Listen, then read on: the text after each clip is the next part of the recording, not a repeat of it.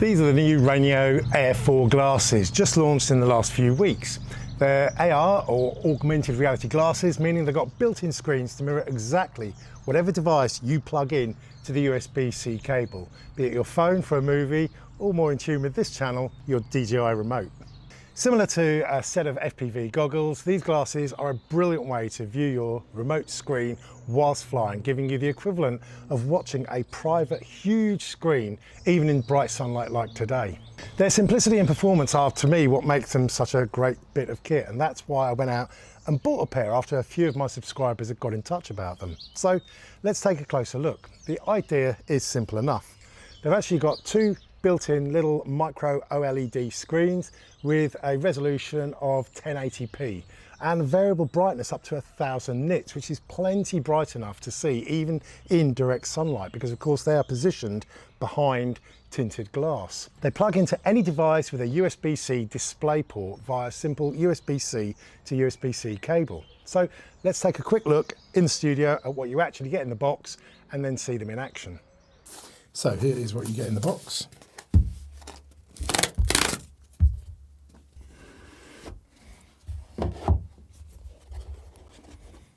Probably don't want a black backdrop with all of this. Okay. So pretty basic, but all you need to get going. You've got the glasses, you've got the shades, the USB-C to USB-C cable, cleaning, user manual, quick start guide. Still got to work out what these little lenses are for, and a nice case to keep it all in. So simple enough there. So it looks like it's only going to work on the RC2 and the RC Pro 2. The original RC does not support screen mirroring out of either of the USB-C ports located on the bottom. Yes, Rufus isn't that impressed either.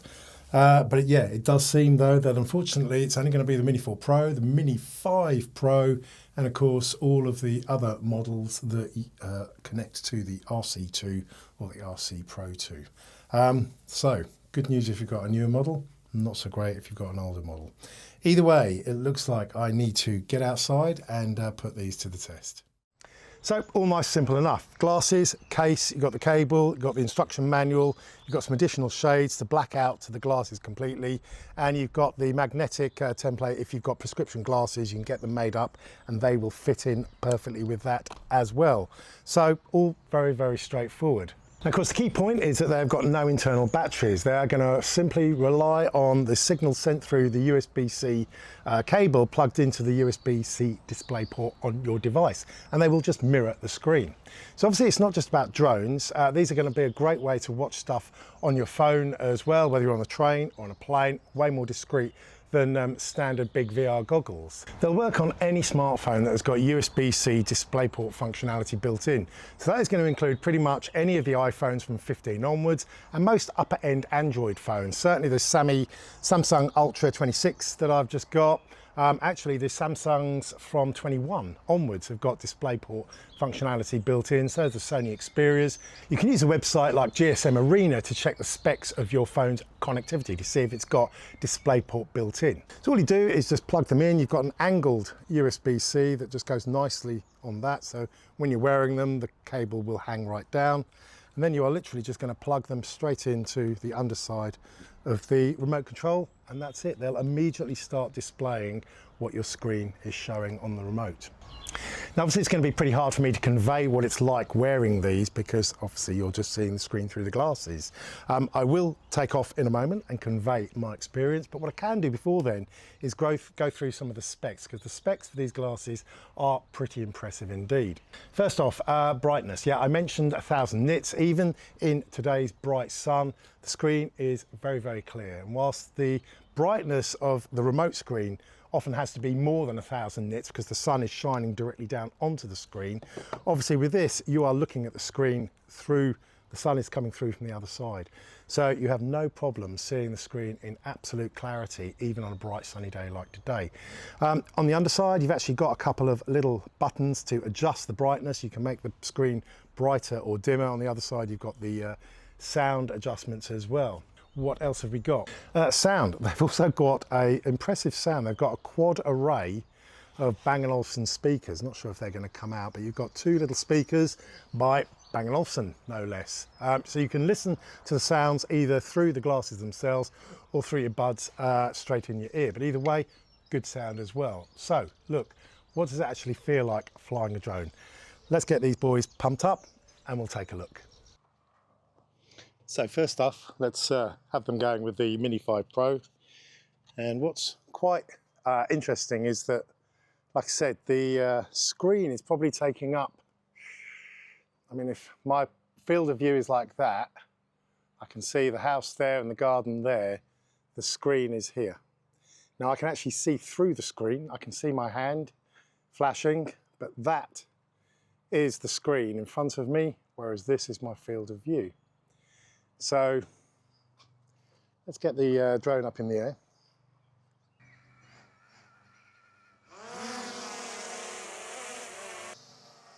Right, so I can see the drone very clearly, see it moving around. It's a bit like the, some cars have some of the telemetry projected onto the windscreen when you're driving, and that's what it's like. You can see through the screen and you can see through the glasses. So I can see the dogs running around, but at the same time I can see the screen. What's quite interesting actually is that I'm actually getting a lot of reflection. So if I'm moving my arms like this, I can see the reflection, the sun shining on my arms, for instance. That's actually the most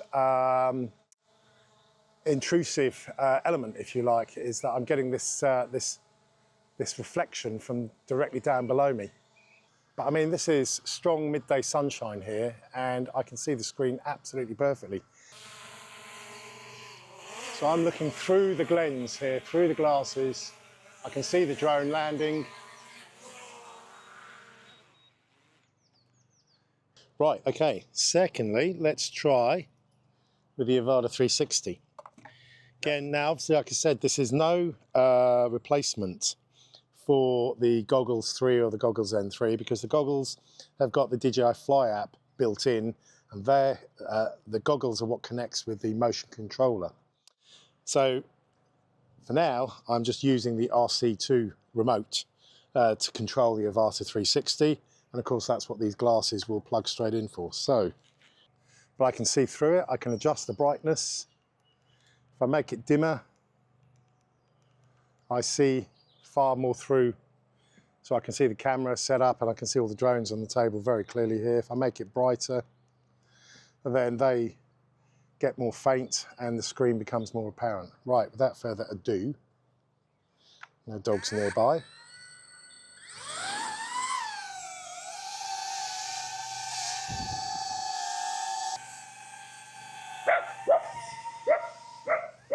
But you do get more of an FPV feel.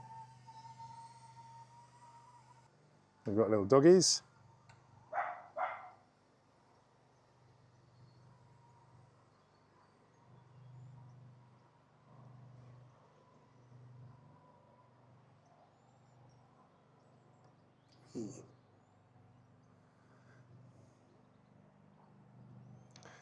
Hey. Okay, Rufus does not like the drone by the looks of it. Yeah.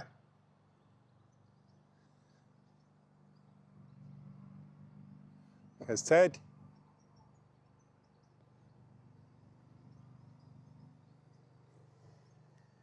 Almost hits the obstacle avoidance is pretty good on this.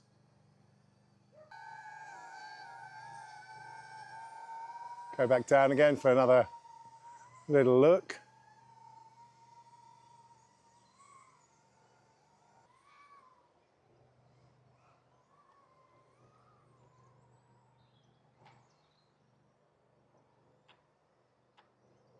Hey Teddy. Ted's seen enough drones in his life to not worry about them too much. Whereas Rufus and Hector, it's all new to them. So I can easily see the drone through the glasses now. I'm ready to land. Come on, thank you.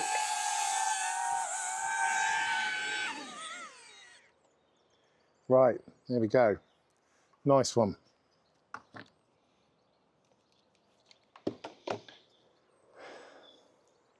So, I mean, VLOS, always a bit grey. I've often said don't get sucked into looking in the screen when you're flying your remote control. Obviously, you've got to keep an eye on where the actual drone is. That's the rules, and it makes good sense. When the drone is close to you, you can easily see the drone through the screen of the glasses. And of course, like I said, your peripheral vision is always there. Once the drone goes more than, I mean, when I went through that first where Ted is now, probably about 30, 40 feet away, you're not seeing the drone at all, and you are then focusing completely on the screen. So, to me, these would be goggles or FPV for the purposes of needing a spotter. That would be reading the rules as I see them. So that's my take on it. Ultimately, you've got to fly as you see fit. But a very, very immersive experience there. So for me, having used the Goggles 3, I can absolutely say that the experience is very, very similar. Ultimately, wearing these on a train or a plane is going to be a lot more discreet than a great big set of goggles. So, you know, for versatility, I think they're absolutely fantastic. They really are. Really, really brilliant little bit of kit. Anyway, look, I think we'll wrap it up for today. I have secured with RayNeo a 10% discount. If you go to the link I'll put below, it will get you 10% off. Ian in London. It's nice and easy. Literally type in the coupon code at the end, and it should drop the price by a good £25. So there we go. Anyway, look, I'll put some links below as before. As ever, if you found this helpful, give me a little thumbs up. Till next time, have fun, happy flying.